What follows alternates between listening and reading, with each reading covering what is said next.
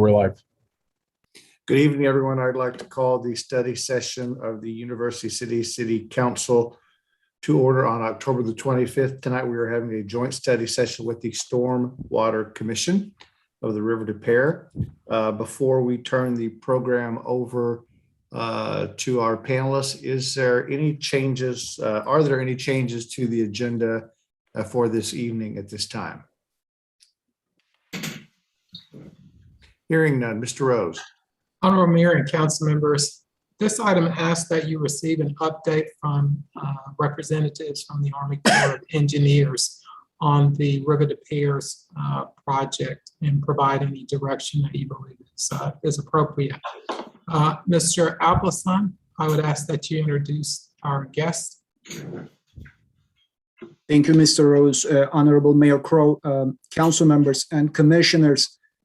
Today, we have the update to University City Council and Commission on Stormwater Issues joint session on the general reevaluation report that the Army Corps study team has been working on. They will share with you their updated, tentatively selected plan proposal for our community, as well as a timeline of events that brings them to an ADM agency decision milestone by the end of the month of November 30th. Please keep in mind, until that time, we have a November 2nd commission meeting, as well as November 8th and November 22nd council meetings after today's meeting to provide the necessary feedback, even after today's session, to the study team. With this, I'd like to turn it over to the Army Corps study team for their presentation, led by Mr. Matt Jones and Ms. Janet Buchanan. Yeah, hi. Thank you very much, Sinan. Thank you, Mr. Mayor and honorable council members and commission members. We really appreciate the opportunity to speak with you guys on such short notice. We have a lot to share with you, so I won't belabor it. Janet, I believe you're going to pull up the presentation.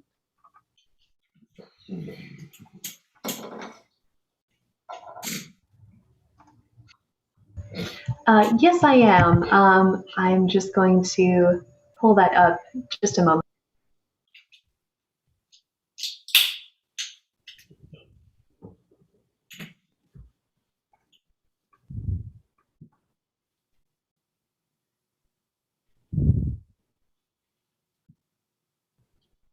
All right, thanks everyone for your patience. Again, this is just our update that we promised. You know, after the last couple of meetings, we knew we were going to have some updated numbers. So this is the time to talk about that. If we can go ahead and go to slide number. So we do have an overview of the project, just as a refresher. We have our original TSP as well as our new NED plan. We also have some information about what happens if the city would like to go with a locally preferred plan, also known as the LPP. And then we're going to dive into the PM side of things, the cost share, some of the funding options that Mr. Sean Sullivan provided to you all a few weeks ago, and he's also on the line for support. So thanks, Sean, for being here. Finally, we'll go over the schedule, and then we can have some Q&A session period of time, and maybe some discussion. So we can go ahead and flip to the next slide, and then I'll turn it over to Janet Buchanan, who is our lead planner, to brief you all. All right, thank you, Matt, and thank you, Mayor Crow, and everybody on the call. I appreciate you all being here in the same place, virtually at the same time. It's kind of coming at a good time, I think, that we can speak to you all today with a lot of this information and give you, information to digest that I think has been a while coming. So yes, there'll be a lot today, but there'll be some time, as Sinan said, to go through it. So I'm looking at the study schedule. Can you all hear me okay? I should probably check on my level here. Is that a decent volume? Yes. Yes. Yes. Yes. Thank you very much.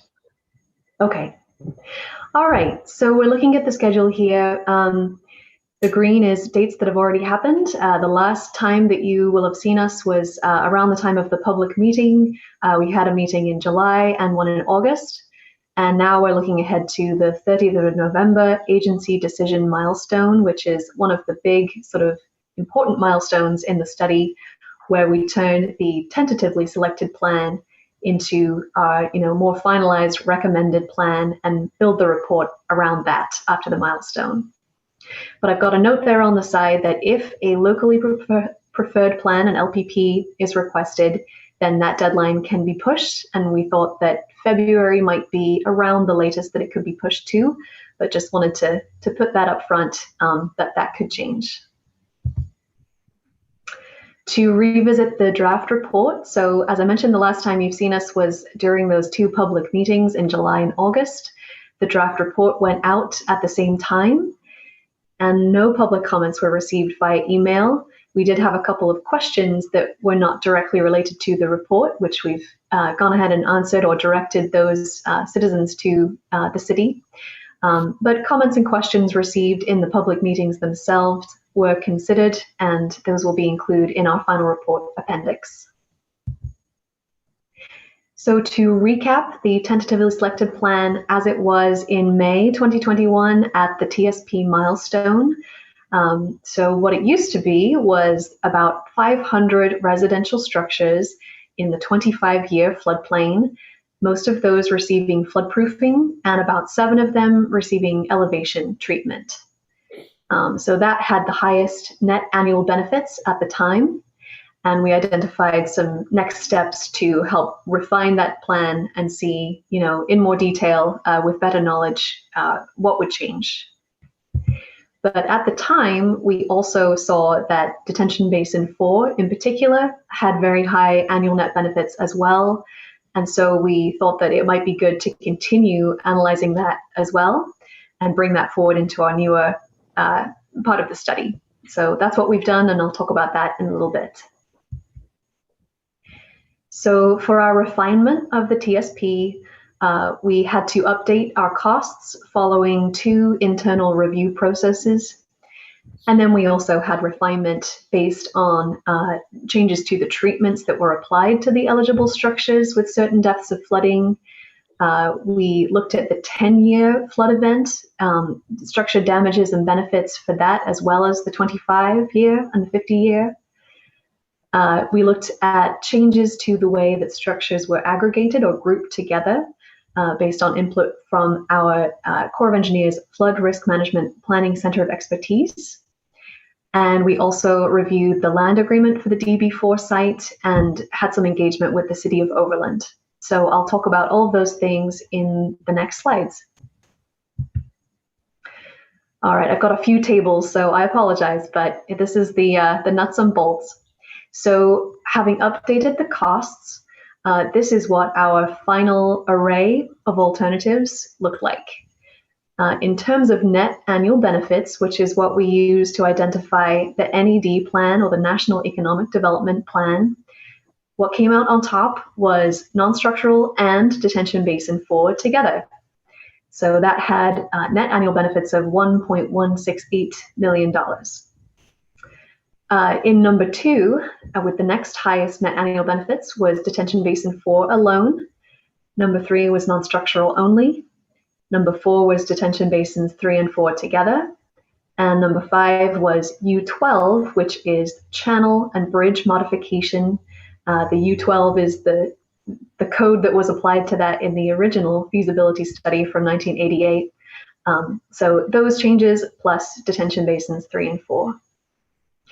I will note that these numbers are not final. There is one additional cost update needed. That's a revised non-residential floodproofing cost, but I've been advised that that should not change the totals much. It shouldn't change, what comes out on top.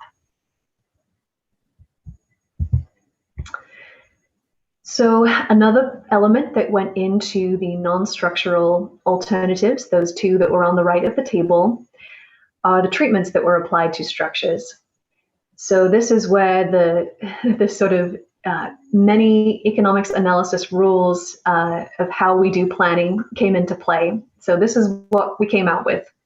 The first criteria was a residential structure with flooding more than 2 feet relative to the first floor would be applied, would have elevation applied. So the structure would be elevated up to the 100-year flood elevation. Number 2 is that a residential structure with -1 to 0 feet flooding relative to the first floor. So that's basically flooding that's almost up to or right at the first floor, would have the basement filled. Number 3 is for non-residential structures. If flooding was up to 3 feet above the first floor, I should say 0 to 3 feet, that would be recommended for dry floodproofing. And lastly, any structure for which the cost of the treatment would exceed the cost of actually buying out the structure, that would be recommended for a buyout or acquisition. So we've been meeting with members of the Commission on Stormwater Issues, usually about 2 members per meeting, and Sinan Alpaslan in addition from the city, and holding those sort of technical meetings about once every 2 weeks through the course of the study, at least this year.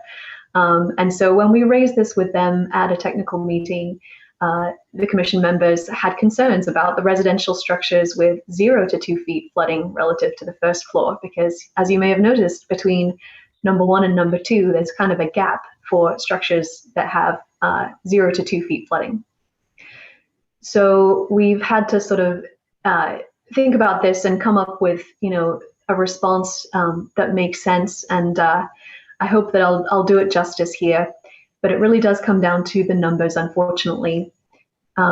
We started by looking back at alternative 7 from the previous array, which was only elevation.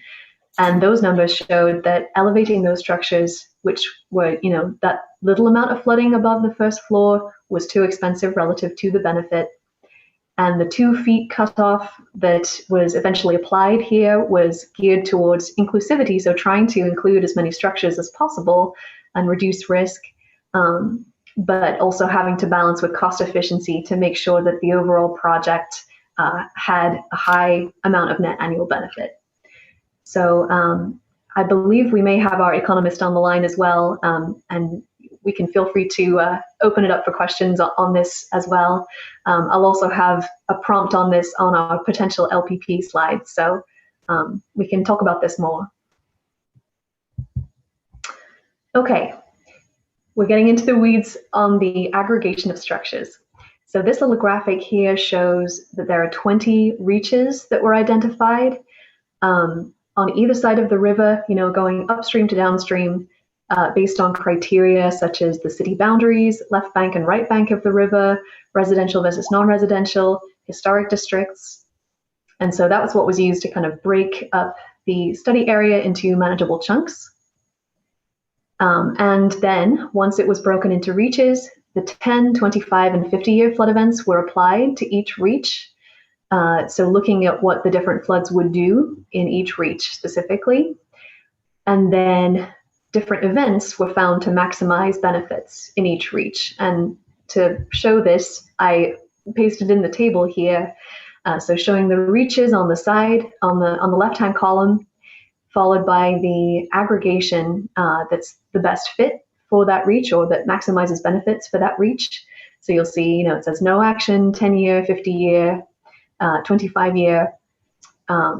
Yeah, so that's for the detention basin 4 plus non-structural alternative, the new NED plan. 10 of the reaches were optimized for no action. What that means is if we proceed with this plan, those reaches would not be included. Those structures would just not have enough net benefits to include in the NED plan. To break it down by structures, which I think is a little bit easier to digest, on the left-hand side, we've got the DB4 plus non-structural. So the number of structures in that, we looked at elevation would be 0. Dry floodproofing of non-residential structures would be 19 structures. Filling the basement would be 22 residential structures. And there would be 7 acquisitions for a total of 48 structures. And the reason there's a 0 by elevation was that with those cost adjustments, it was found that elevation was not cost effective for any of the structures. The cost went up too much so that those properties would actually be cheaper to acquire. And then I pasted on the right-hand side the comparison with the non-structural only alternative, just to show that there were a lot more structures included. And this shows the difference that DB4 makes. So detention basin 4 reduces the flood stages enough to, remove a whole bunch of structures from receiving that flood damage. So it really is of great benefit to have DB4. So a summary of the new NED plan, which is that DB4 plus non-structural. So DB4 would be constructed in Woodson Road Park in Overland. There'd be 19 non-residential structures, dry flood proofed, 22 residential structures filling the basement, and 7 structures acquired. The total first project cost would be, and I apologize, I don't think I updated these numbers. We had some new numbers today. So this should be a $22 million total. So it did increase based on our cost increases. So Sina and I will send you updated slides to provide documentation with the correct numbers. Yep, so please ignore those. You can refer to the previous slide for the correct totals here. Also, we will be providing a map, and that will show the detention basin and the structures, and that should be coming in the next few weeks. I know that DB4 being such an important part of the NED plan, we've had a lot of questions and concern about whether the City of Overland would be amenable to this. And I have generally good news on that front. So since the previous time that we've spoken, we've had a site visit to the Woodson Road Park site and met with City of Overland staff on July 8th. We had several follow-up emails with them. We reviewed the agreement with the Department of the Interior and determined a path forward of repurposing the site. And so because the park was created through an agreement with Department of the Interior for the purpose of recreation, it would involve City of Overland applying to the Department of the Interior to repurpose it for flood management, which would be like a higher purpose. Okay, and then we developed a packet of information to share with the Overland City Council, and that should be being sent first to UCity this week before sending to them. We are going to be requesting a verbal confirmation or letter of support or a motion passed saying that they are amenable to continuing to explore DB4 being repurposed for this purpose by November 15th. And our study team members are planning to attend the November 8th Overland City Council meeting. And I'll add one more thing from what's on the slide. I became aware recently that the City Council had met and discussed this site, and that they would have had to pay additional funding to maintain the site from its current drainage issues, and also to replace some lighting that's at the site that does not function. And so one advantage to DB4 is that they would have essentially a relocated park site and not have to pay for those maintenance and upgrade costs. So they were amenable to that, definitely. I wanted to touch on the survey, since I think we've had a bit of a journey with the survey, finding out what exactly is allowed by the Corps and not allowed. So how we got here on the question of surveying the public about the study. The Commission and the City were first interested in gauging citizen interest in flood-proofing and elevation, which was our TSP, to estimate participation. So how many people would want to participate in this? The Commission then developed a 4-question survey. They were at that time hoping for responses by mid-October, and our initial understanding that this would be fine. But unfortunately, we had clarification on policy that restricts our involvement in surveys and even restricts the city's involvement in surveys. So we tried to find a workaround, suggesting support from the State Emergency Management Agency. But I've been advised that the current status, as we found a solution, the survey will actually be conducted as part of the stormwater plan process. It won't be, in support of this study. It'll be a separate entity, and we as the Corps would not be involved. So that will help us meet our policy. It does not help so much directly with providing input to this study. But on the other hand, we were running low on time to be able to incorporate the results in any case. So it's an unfortunate thing that our policy got in the way, but we will continue to touch base on it, but not be involved with it. Okay, so for today, I'm going to lay out some information about the locally preferred plan. And on my next slide, I've got some sort of ideas, some prompts about what direction you all as the city might want to go. But I want to say, today we're not expecting any decision, any final answers on this. This is just information to digest. And we know that the November 2nd commission meeting will be able to look at this information and help to advise as well. But so here's the information on the locally preferred plan. So University City, as the non-federal sponsor, may select an LPP that's different from the NED plan. The LPP must meet several criteria in order to be approved. If the LPP is smaller than the NED plan, so it's less scope and it's lower in cost, then it must have greater net benefits than a smaller scale plan. So there must be a smaller one that's kind of worse in terms of benefits. It must still provide high priority outputs. We must be able to show that alternative non-federal funding sources are not available. So for example, if there was more money available, you would be able to do a bigger plan, that kind of thing. It must meet the requirements of the National Environmental Protection Act. And we also have to document the residual risks. So that's the amount of remaining flood risk, and show that that's reasonable. Then looking at the LPP, if it's larger than the NED plan, there are several other criteria that apply. And the sponsor must pay the difference between the cost of the LPP and the NED plan. On this last bullet here, the more different the LPP is from the LED plan, the more time and effort would be required to get it approved, and the higher the potential that the study might run out of funding. So I know we've mentioned this before. We are doing this study on a much lower budget than we normally do for this type of study. So it has been a struggle already to, get these high quality outputs with the budget that we do have. And there is concern on our team and our higher ups about, being able to put a lot more effort into a very different LPP.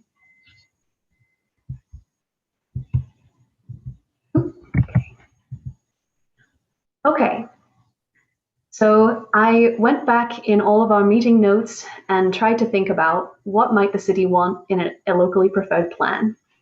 So these are the ideas that were already generated by the study team and the commission. A scaled down version of the non-structural mixed plan with fewer structures. So maybe fewer or zero acquisitions, or only structures that were impacted at a lower flood event. Potentially adding residential structures with that 0 to 2 feet flooding relative to the first floor. Although, as I mentioned, that does tend to bring the benefits down, and that you do need to still document that there's enough benefit for the project to be approved. Number 3 is eliminate structures in reaches outside of UCity. And I put an asterisk here. Some of these changes can actually be supported within the NED plan. So a little bit more back and forth can actually incorporate those, and it wouldn't need to be an LPP. Number 4 is a different alternative entirely. So for example, if there was interest in the U12 channel and bridge modifications with detention basin 3 and 4, that's an option. It did have positive net annual benefits. Moving detention basin 3 to another location in New City had been floated, and other ideas. So those were the ones that I captured. I'm not going to turn this into an open forum on this slide, although you're very welcome to suggest ideas at the end, but I more wanted to provide some prompts and a place to start of what we'd already discussed at some level. Okay, and with that, I'm going to turn back to Matt Jones to discuss some of the cost sharing funding sources information. Yeah, thank you, Janet. So yeah, I just wanted to share the project delivery business process with you guys, just to kind of show you in the grand scheme of things where we are. So right now we are in that center blue arrow at the top. So we're in the study phase. Normally we conduct these studies in 3 years. I think we're pretty close to that. We might be just a hair over that, but there's been a lot of engagement and a lot of positive feedback that we've received, from the commission as well as from the city. So the idea is that once we get through the study, that product, which is that final feasibility study report, it ends in a chief's report approval. That's kind of like that last milestone for our feasibility study. Then what happens are a couple of the next steps. So we would move on. Assuming we had a positive chief's report approval, we would move on to what we call PED, which is pre-construction engineering and design.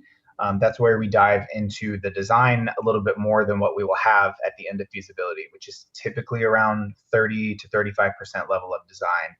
We would take that even further. We would execute a new design agreement, do the necessary environmental work and all of that stuff.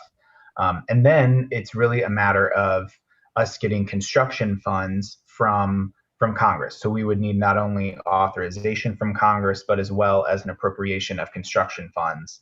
And I did want to point out on that next arrow, so it's the bottom left blue arrow, that it would be at that point when we would expect the non-federal sponsors, so the city, to acquire the LERDs, which are the easements, rights of way, relocation, disposal areas. And that all goes towards the sponsors' end of the cost share, the sponsors' portion of the cost share. So yeah, unless you guys have any specific questions on this slide, it just kind of shows you where we go from here and where we are currently in the process. Next slide, please. I do know that we had Mr. Sean Sullivan, who is our district's strategic planning coordinator. He did present at one of our technical meetings back in August. And then he followed up with presenting those slides to the city and the commission the same day. It was basically trying to outline some of the different funding sources that the city could potentially explore and maybe get into a little bit deeper to see what kind of funding or what kind of project the city was able to really sustain in terms of funding. So on the slide right now are a list of those funding sources that he presented. So the Brentwood Bound, the Metro East levies, they introduced a quarter-cent sales tax. Eureka, Missouri, for example, had Prop E, which was a half-cent sales tax over a certain amount of time. There's other varieties of that you see on the list in front of you. There's also some larger scale funding opportunities like the BRIC grants, that are coming from FEMA. So this is just not an exhaustive list, but just an area that the city could start exploring what potential funding opportunities there were moving forward. Next slide, please. And this is just to kind of share with the city just maybe a different perspective. So, we have on this federal project, our federal projects are cost shared 65%, 35%. So the federal cost is 65% of that total first project cost. And then the non-federal sponsor, which would be the city in this case, would be 35% of the total first project cost. So while the new NED plan does, that's no joke of an amount, 22 million, but just showing you how that would break down would be 14.3 million in that case, and would be the federal share, and then 7.7 million would be the non-federal share. It's also worth noting that, as I was talking about in a couple of slides back, the LERDs, the lands and easements and the real estate. So the non-federal sponsor does acquire that, but then they get LERDs crediting, which is meaning that you don't have to come up with 35% of the project in all cash, right? So you only have to come up with, say, 5% in cash, and the other 30% could be in those real estate acquisitions or the costs associated with relocations and that kind of thing. That bottom section is just a couple of notes that we wanted to share with you all. So while we don't believe that there would be a cost to the homeowner or the renters in the case of relocations or buyouts or floodproofing, there is an opportunity at the sponsor that you could pass some of those costs on to the owners. There are mechanisms where you can do such if you were trying to lower the costs that the city had to actually pay. And then there are certain relocation costs for renters that are included in the costs that we have shared with you today. So renters do get a relocation expense according to federal law, the Uniform Relocation Act. As well as there's relocation costs for owners who actually own the structures that will be acquired. So those costs would also be covered. And then finally, I know that we've talked about this in the past, and this question was brought up, and as we've done a little bit more research on our side of things, the way that we understand it now is that compensation will be provided for the loss of a basement or a living space in the case of some of those non-structural remedies that we've talked about. Next slide, please.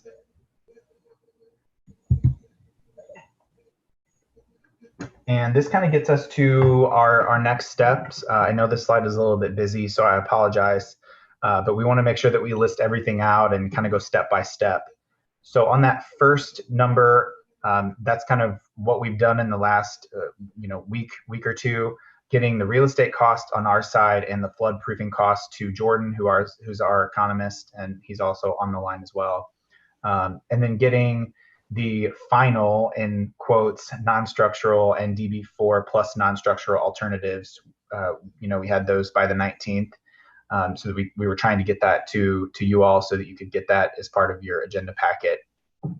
We've also, we're working on the historic structures and the list of that and getting that letter from our folks to the SHPO. And then, we understand that there's commission meetings that are both regularly scheduled and then some that, can be called depending on member availability. So I just kind of wanted to share, the major points of this schedule. So on number 8, for example, we understand that, you won't be making any decisions tonight, but what we are hoping is that between the commission meeting being on the 2nd, and then, some back and forth, that we're really hoping, and it would be preferred on our side of things, if we could have a decision from the council on that November 8th meeting on whether or not the city would like to go with the TSP, the NED plan, or the locally preferred plan.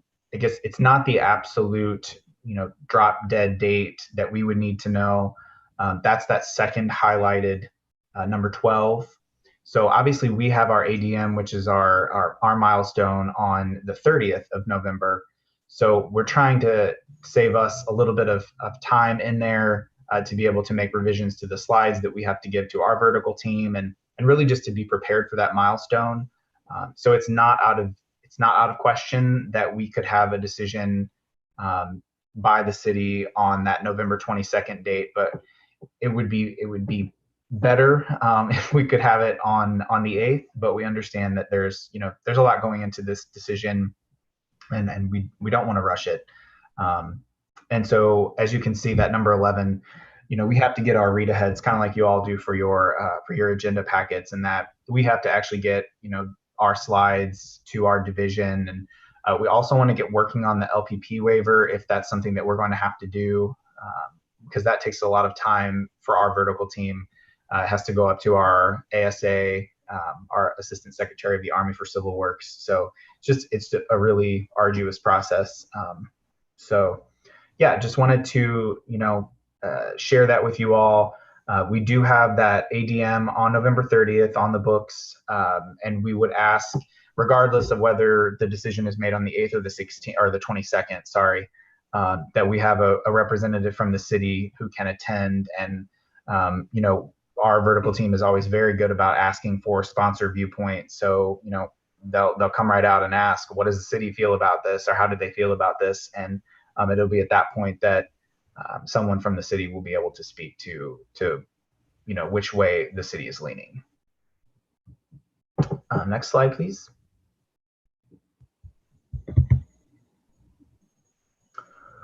And then, as Janet shared with you guys, if you do choose to go the LPP route, instead of that ADM meeting being on the 30th as an actual milestone meeting, what we would do is convert that into an IPR, an in-progress review, basically just a check-in with our vertical team, and just explain to them what's going on, where we are, what the next steps are. As I described, we will have to submit an LPP waiver if that's the route that the city chooses to go. The ADM would then be moved to February to allow time for all of those different levels of review. It just has to go up through the chain.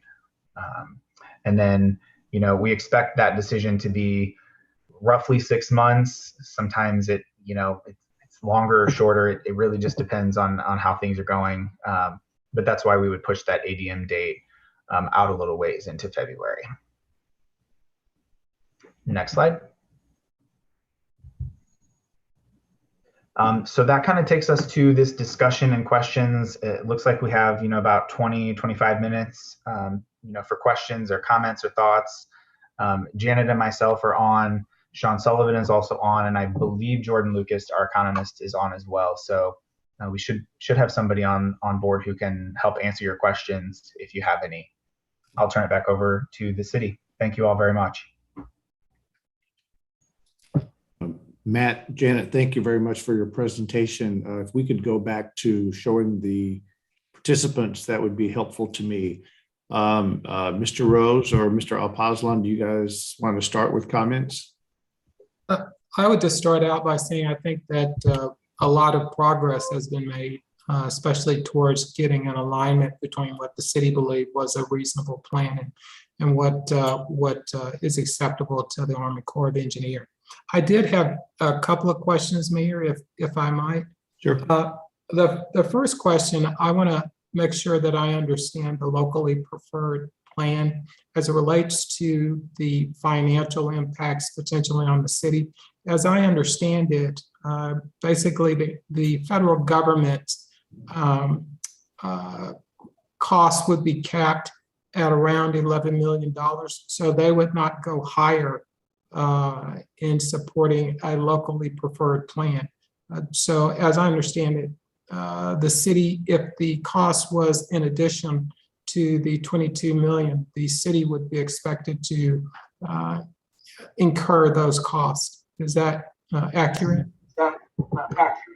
Yeah, that is correct, Mr. Rose. So like you said, if say the plan was the LPP that the city wanted to go with was say 25 million, then the first portion, the NED plan portion would be cost shared, but then the additional 3 million would be 100% non-federal sponsor. Second question that I had is typically what is the time frame, especially in getting, assuming that we advance at a reasonable pace and we head towards trying to get design and construction dollars. What's the time in getting approval through the city, through the Congress? Yeah, so that's a great question, and one that Sean Sullivan, I think, answers better than I do. So Sean, if you wouldn't mind jumping in, I know you've been around a lot longer and you've had a few more experiences than I've had with this. Yeah, thanks, Matt. And so, Mr. Rose, that's always the question that always looms and on the horizon is that target that we're trying to hit. What I would tell you is that it's contingent upon opportunity. And through that opportunity, I'll give you an example. We all hear about an infrastructure bill among the administration. With that infrastructure bill, I can tell you that we've already generally started thinking ahead that, if there was opportunity that it presented itself to put forward financial requests, that we would do so. And so that helps to big infrastructure bills and appropriations like that help to accelerate. Now, to be more specific, though, if we were to go through our conventional process, that conventional process of complete the study, move into design, and seek construction dollars, you're probably looking at 3 years out from the time that the study is complete to the time that we're moving toward. We've got the authorization in place, and we're seeking that appropriation. So that just puts it into context. I think, Matt, just for reference purposes, we're probably about a year out on study completion. Yeah, that sounds about right, Sean. So that would, in total, about 4 years out. Yeah, thank you. Members of council, anyone else, you have to give me a signal if you have questions, or members of the task force as well. I see Mr. Kusick has his hand. Mr. Kusick. Mayor Crow. Janet and Matt, I have a couple of quick questions. You're in your plan, you're now including the detention basins. It was my understanding that when we met last that you weren't sure what size the detention basins would have to be to have an impact on any potential flooding. So do you have more information on the actual size of the detention basins and the depth of the detention basins on how effective they would be?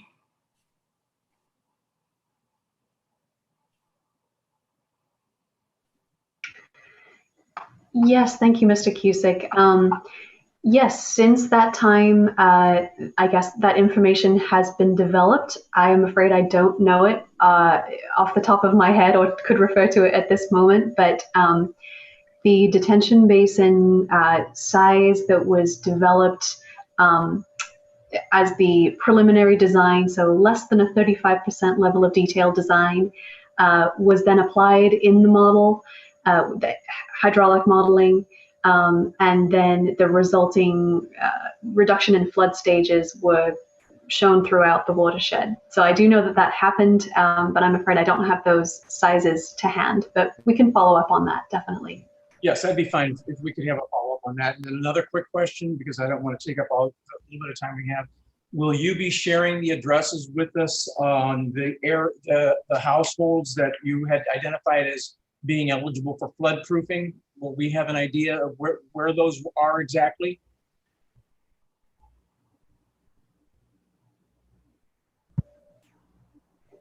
Yeah, so that's a tricky question. I'm going to pass the ball to Jordan, our economist, to speak to that, because we do have internal sort of criteria about how we share that type of information. But I will say that on the planning side, it can be very beneficial not to get to that level of detail at this point in the study. And I was just talking with a person at the Flood Risk Management Center of Expertise earlier today, who was telling me that in some ways, leaving it more open instead of defining structure by structure at this point can help us when we get further down the line into that next phase of, so if someone voluntarily decides not to participate, that there might be more room for other structures to be included. So that's what I would say on the front end to that, but I'll let Jordan speak to your specific question. Jordan, are you on? I don't see Jordan on. I know that he had planned to get on, so maybe he had some difficulties or something, Janet, but Councilman Cusick, we can reach back out to Jordan and on this question, and then to Joel on your other question, and get back with you. Okay, thank you. And my last question is for Mr. Rosen, or for Janet or Matt. Will you be at the next Stormwater Commission meeting? I'm happy to attend any meeting that you think that it would be beneficial for me to be at. So yeah, if you want me there, I'm happy to come. November 2nd meeting, will the Stormwater Commission have a chance to speak with the members of the Army Corps more in depth about the LPP versus the TSP?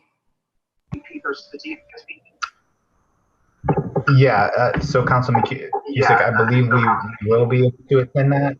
Janet, were you tracking that as well? No. Yes, I confirmed I will be able to attend that day as well. So yes, at least one of us. Well, I don't want to step on anyone's toes on this, but I didn't know if this was going to be part of the process or not. Yeah, sure. So I know that there have been times in the past where the commission kind of wanted to talk amongst themselves and not necessarily have us present. So we can do it that way, but we're more than willing to come and speak with you all. And we don't have to provide the same presentation per se, but if you'd like us to, we can do that. Whatever kind of helps aid in the process, we're definitely open to. Then I would defer to Mr. Rose to just maybe discuss that with the chair of the commission and the commissioners. Thank you. That's all I have. Other questions from members of council? I don't see anyone right now. Mr. Clay. Yes, thank you, Mayor Crow, and thank you to the Army Corps for their presentation. A couple of questions for you. So, as I understand it, all the homeowners that could potentially be impacted, particularly as it relates to any sort of remediation, they have been contacted. What have been I'm just curious, the mechanisms of outreach to those folks?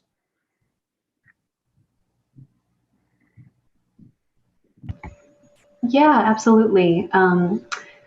So I've been learning about this, and we'll definitely be developing documentation we can share with you to review. It's going to be called the Nonstructural Implementation Plan, which is a long-winded way of saying how we reach out to those folks and how they will engage with the program of doing those non-structural features. So what the rollout would look like, most likely, is that after the study is complete, we move into that pre-construction engineering and design phase, and we hold a sign-up period for homeowners and also non-residential structure owners. And they would be able to come to probably a physical location, central location, or apply remotely. And at that point, then sort of a structure survey would happen. Eligibility of ownership would be verified, that they indeed had the deed to the property, things like that. And it would be at that point that they would have a floodproofing agreement signed, which is the name of the agreement that is, coordinated between the city and the Corps and the homeowner. And from there, then it would move to actual implementation, so elevating the structure or floodproofing, etc. And so people prior to that, where you're actually doing the mitigation, sorry if I cut out, prior to that, prior to doing the mitigation, have people at this point been reached out to? No. I'm assuming they have. No. No, they have not. Nope. So there may be people who right. may not So know they're in that. Yeah. So they may not know they're even in the. They may even not know that any of this is germane to them right now. That's correct. Yeah. So it's sort of a balancing act between, we want to give people as much advance notice as possible, but also we don't have the recommended plan yet. So we don't want to, provide incorrect information that might change, is how we're looking at it. Yeah. Okay. So let me ask this question. Folks who may be paying attention to this, and certainly once folks get notified, well, I guess I'm more concerned about people right now who may be paying attention. The material, as I've noted before, is very dense. This material is significant. And again, I've been waist deep in this, no pun intended, for about 4 years, and just now really understanding all the implications of it. If I'm a layperson, what resources are out there for me to help decipher this? I know that there have been meetings, but I would imagine if you're not really charged with studying this, even with the meetings, it's still probably hard to figure some of this out. What resources are available for folks?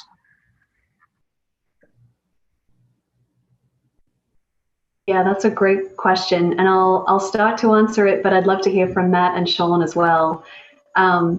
So when we get to that point where we're ready to reach out to the public, there will be definitely information, pamphlets, brochures, a website will be set up, lots of avenues to let people know in plain speak, no technical jargon, as much as can be avoided, about how the program would work, what it means for their property, the relocation and what that would mean, all of those different elements would be provided, and we'd coordinate that through our public affairs folks as well as through the city. So we'd all get to agree on the language that goes out to the public. So hopefully it should be easier to understand. But I will agree with you that it's been very technically dense so far, and even for experts, it's been a tough thing to follow. But yes, Matt or Sean, I'd love to hear what you would say to that.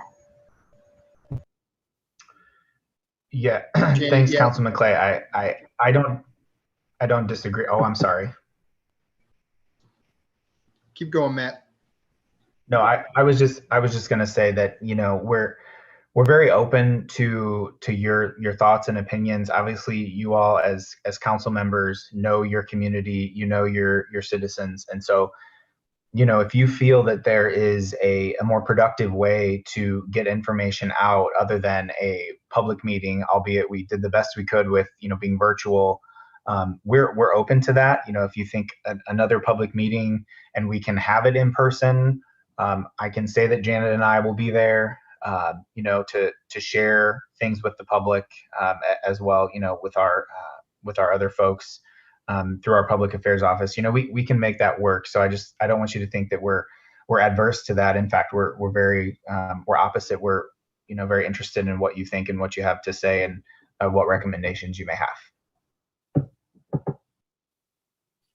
Okay, in the interest of time, did that question get answered? Because we have other folks asking questions. If we need more information, we can. Let's move forward. I think Ms. Klein had a question as well. Yeah, I just want to clarify that participation in this program for the residents is voluntary. Is that correct? So, if we made a decision,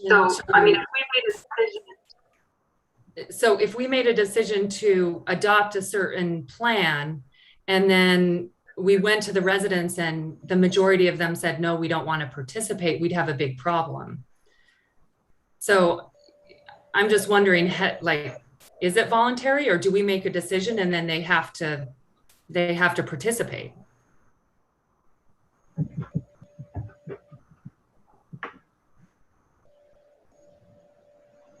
Yeah, that's a great question. Jane. And I probably could have made it clear in the slides, so I'll speak to that. So the non-structural, that is the floodproofing, the elevation, the acquisition. I'm so sorry. Let me rephrase. There's so many terms here. The floodproofing and the filling of basements, those are completely voluntary. It's only acquisition of structures. So in the NED plan, that's those 7 structures that would be mandatory.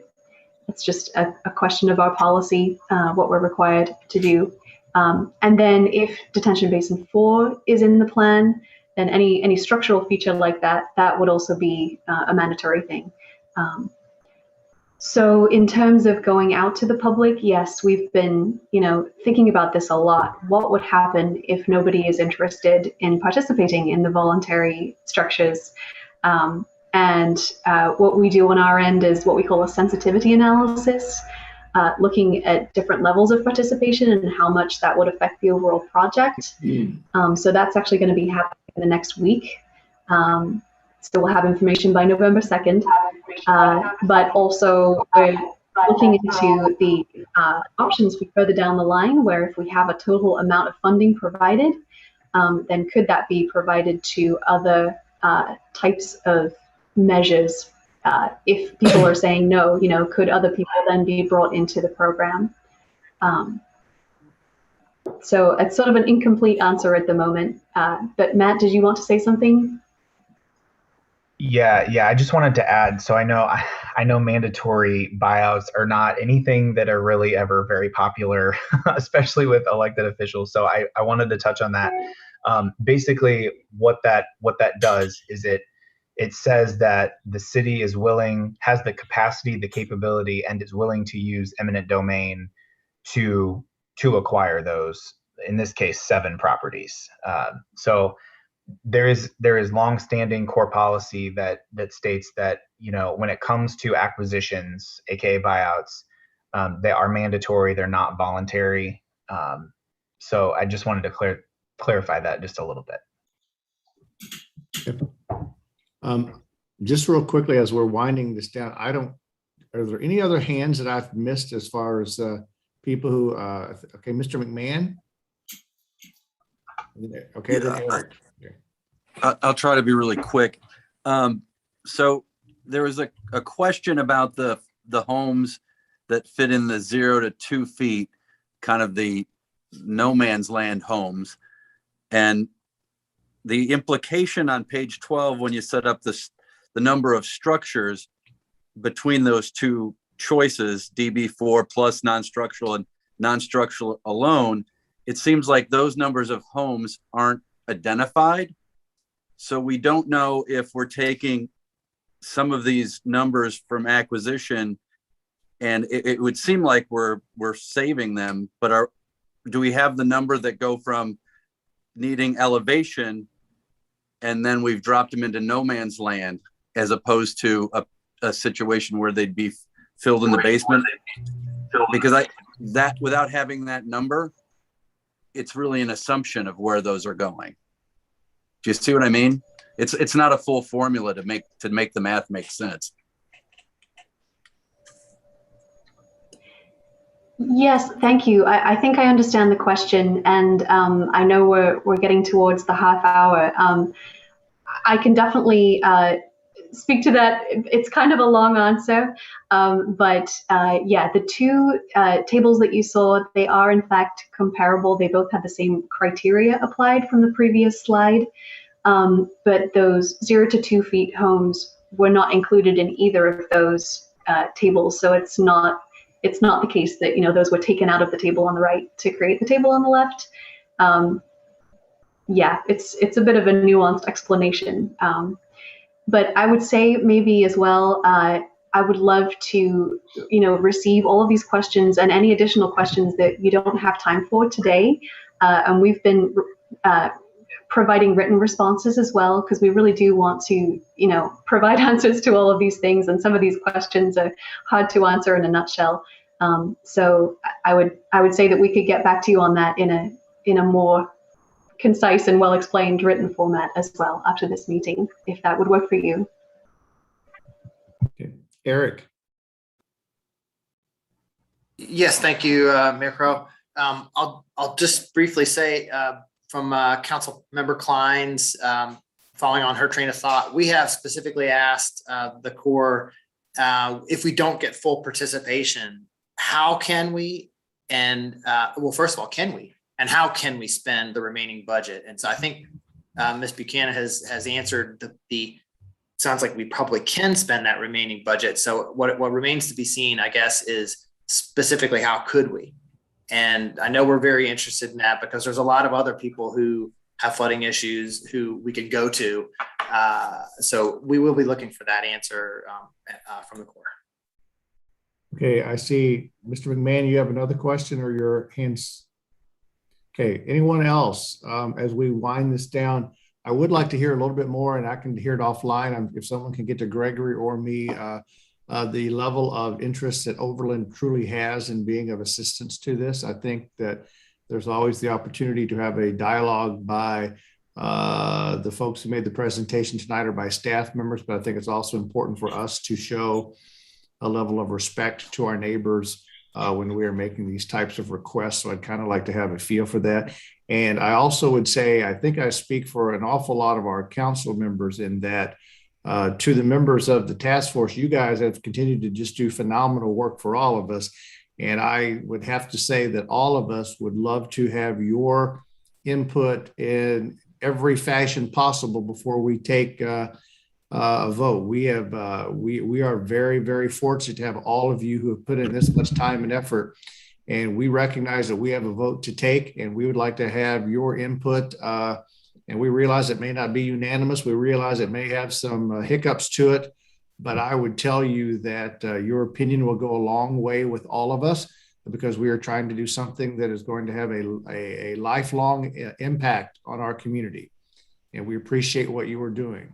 So with that, if there's nothing else coming before this body, we are going to be a little bit late to start the regular session. If we can have maybe a 5-minute break real quick, then we will start the next session. This meeting is now adjourned. Thank you. Thank you to all for coming. By the way, thank you for your presence.